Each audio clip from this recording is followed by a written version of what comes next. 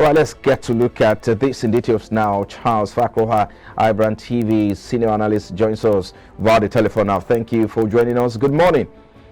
Good morning, Frank. Thank you for having me. Yes.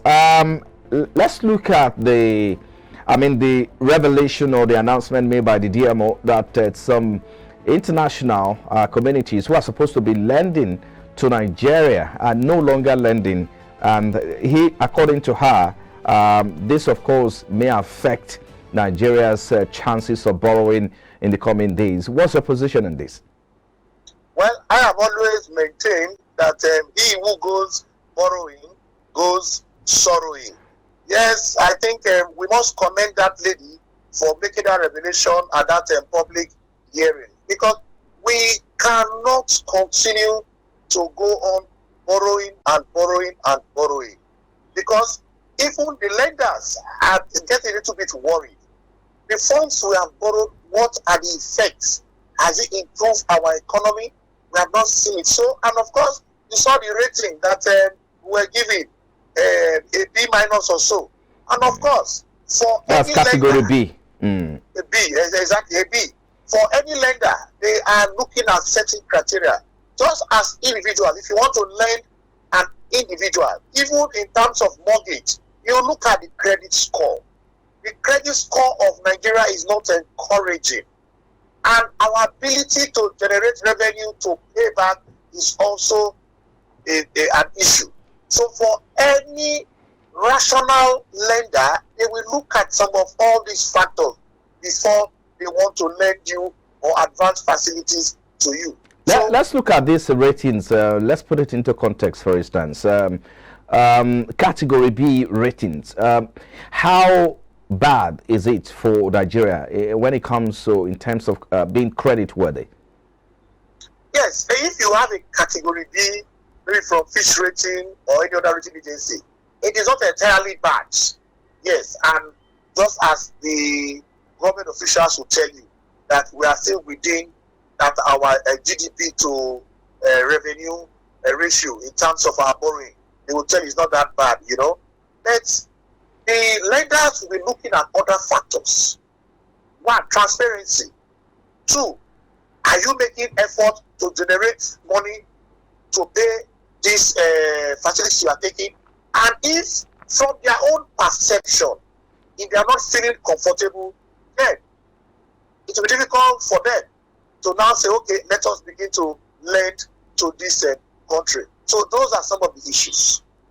Now let's move to the next story. Of course, we talk about the Nigeria Economic Summit Group. A summit going on in Abuja, and they are tasking the government, the federal government, to grow Nigeria's GDP from 4.5 trillion naira to 9 trillion naira in the next 28 years. Talk to us about this. How feasible is this, and what are the things that the country should start looking at so as to achieve this target?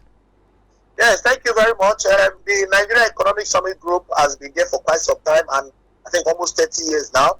They've done quite a lot in terms of public-private discourse when it comes to issues in the economy. In terms of, we talk about economic sustainability, visionary leadership, execution, political economy, and of course, inclusive growth. These are the terms of their discussion that the conference that is going on in Abuja right now. Yes, they're making that pledge that the government or advising government that they need to increase our GDP from 4.5 trillion dollars to about $9 trillion. Yes, it's not far-fetched, but how are we going to do that? First of all, like they have mentioned, our revenue drive is key. We need to block all our leakages when it comes to revenue drive. All the revenue generating agencies has to be monitored properly, so that we're able to get all the revenue that is due to the government. Then the issue of inflation too has to be taken into consideration. We need to continue to see that our industries are working, our youth are gainfully employed, all sectors, particularly the tech sector and Greek sector, so that we can export. And when we export, we earn enough foreign exchange that will kind of reduce the pressure on our naira, and we can see the value of our naira at least appreciating. Then, of course, inflation will also be reduced to a manageable level. It's only when we do this we'll be able to increase our GDP to those figures the Nigeria Economic Summit Group is telling the government to do. Well, there are issues that they mention apart from, increasing the revenue drive of the federal government. There are also issues put on the table here. The issue of subsidy removal is there, and of course, the review of the exchange rate management policy is also there.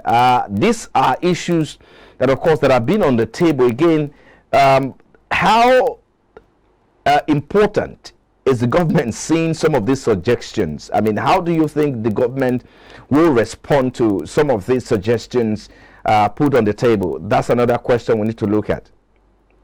Yes, the government has no choice than to look at the realities. We've all agreed here that subsidy removal is already a done deal, because any sane Nigerian will see that we cannot continue to sustain that kind of policy. So for me, subsidy removal is a done deal. Now, looking at what's the other factor you mentioned again? Talk about the review of the exchange rate management policy. Yes, good. The exchange rate, of course, again, that is another reality that is facing everybody.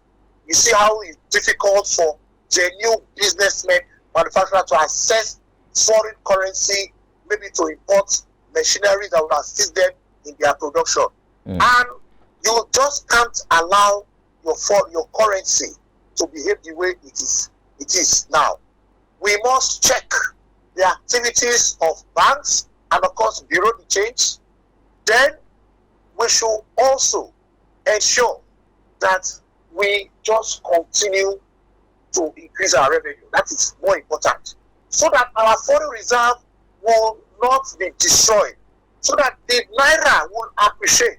That is the only way we need to check the quality and the value of the naira. Well, let's move to the next story here.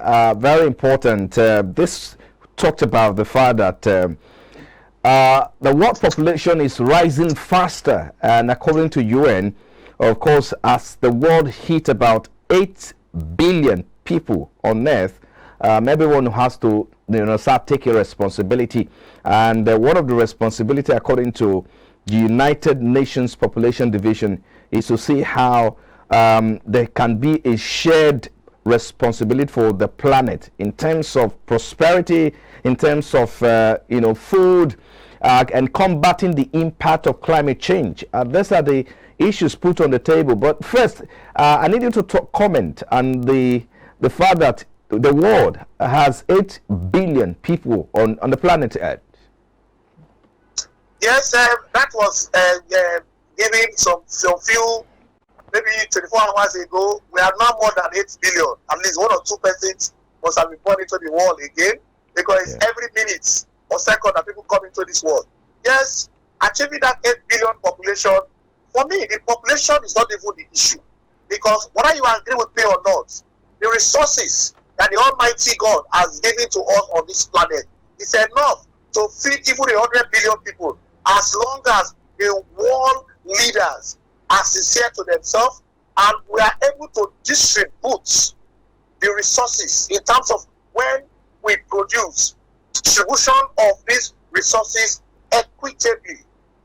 Now, it is not industrialized nation to do something, and at the end of the day, they have a problem. They're not telling Africa or less developed country to say, you are contributing to climate issue, so all of us have to transit. The industrialized nation have destroyed this environment before this less developed nation. So it has come to a time now where the world has become a global village. We have all realized it. In the developed economy, we have realized it. So we need to have that shared responsibility. That is, looking at even the Ukraine and Russia war, you see how it's affecting that part of the world. Now, what is the war? What are they supposed to do? Ensure that war is, because the senseless war, the war is stopped immediately. People go about their normal business so that Ukraine or whatever Russia can export grain to other parts of the country. I've always maintained we have enough resources, material and human, to take care of everybody on this planet Earth. The world leaders have to be more transparent, have to be firm. If a particular leader is causing an issue, then United Nations must take a decisive position, their decision in terms of dealing with those leaders that are not ensuring that we have a peaceful world. That is the essence of United Nations. Now let's talk about the last story we have here, talking about the role of Fiscal Responsibility Commission. It's crucial, but the announcement coming out is that the FRC rather made about 725 billion naira for the federal government in the first half of 2022. I mean, when you talk about the fact that the government is actually in their need of revenue at this time, how significant is this amount? Well, if you ask me, I would say that is not significant. However, we must give them kudos because it's coming from one revenue that is not even a main revenue generating agency. The Fiscal Responsibility Commission, at least that was established by Act of Parliament in 2007, but it's also to ensure that harness the resources of the nation and promote national prosperity and an efficient, dynamic and self-reliant economy. That is the essence of that commission. Now you can see that in carrying out their function, their duties, they were able to generate this revenue in terms of rentals, according to the chairman of the commission. Rentals. They are to promote a plan and balanced economic development. That is their role. But while carrying out their role, they are now able to generate some revenue, which they have now remitted to the federal government. How many other commissions that is not a main revenue generating agency are able to do this? So this commission has shown that yes, establishing it, they are meeting the objective of which it was established. Then they should also extend their mandate to other government agencies to ensure that they carry out what they are supposed to do. If a government agency is supposed to generate this revenue and remit 80% to federal government, because the federal government is in need of revenue for us to finance our budget, for us to do some developmental project. We need this revenue. So I'll give kudos to the Fiscal Responsibility Commission, the management and staff for a job well done. Thank you, Mr. Charles Fakroha. Well, we'll bring you back again, of course, but hang on. We will still bring you back to talk more on some other issues. Thank you so much for your time.